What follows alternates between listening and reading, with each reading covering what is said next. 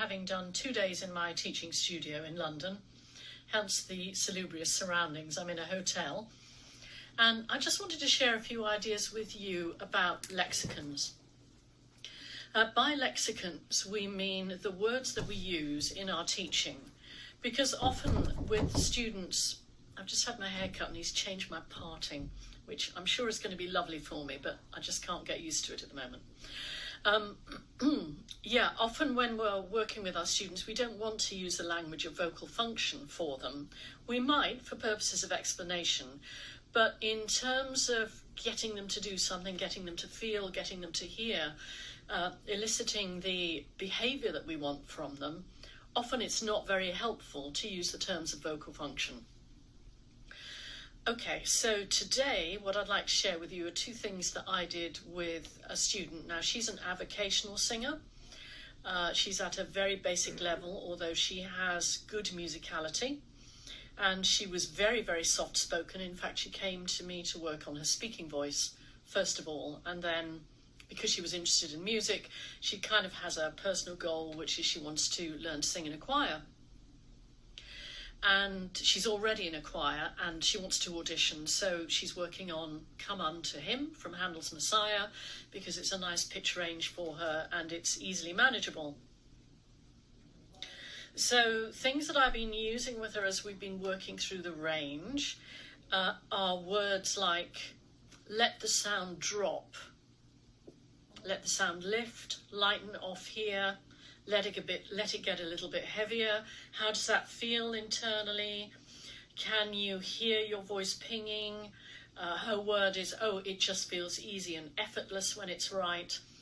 If she feels her voice isn't resonating properly, it's not sitting in the right place, she says, I sound like an alien. So we had to explore that a little bit. And I came up with something weird with her today. I mean, I swear to you, I make things up on the spot, and I bet you do too. Which was, because she said, oh, some notes are working well, and then some I feel like an alien.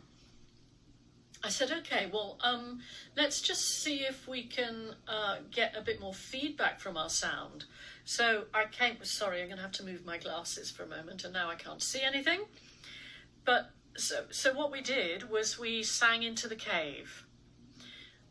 That's an old trick that actors have used for centuries, I think, to get a little bit of feedback from their sound. It helped her to stop. She was trying to be so expressive that we're getting a lot of grimacing going on, because she enjoys poetry as well. So I think she responds very well to the poetry in music.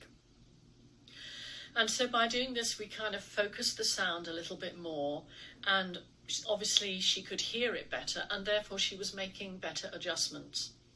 So we know from neuroscience that one of the things that we do as singers is we hear and then we adjust as we hear, so that the auditory cortex is doing some of the work that then allows us to change what we're doing with our motor activity, which is what is making the physiological adjustments we need. And so by using the cave, that seemed to work really well with her. So one of the things that we're going to be interested in discovering with you and talking about with you and helping you to develop is an understanding of some of the intuitive things that you're probably already using with your students and knowing why they work. Because when you, the teacher, understand the vocal function behind it, resonance, not moving the mouth around so much, perhaps making adjustments between a chest voice and a head voice, if you want to use those words, or a thicker and a thinner vocal fold, then with your understanding of that, you will use the intuitive work, the imagery, and all the other little tricks of the trade that we use in our teaching. You'll use it more efficiently. Okay, now let's see if the hotel upload speed will allow me to send this to you. Please don't share this, guys.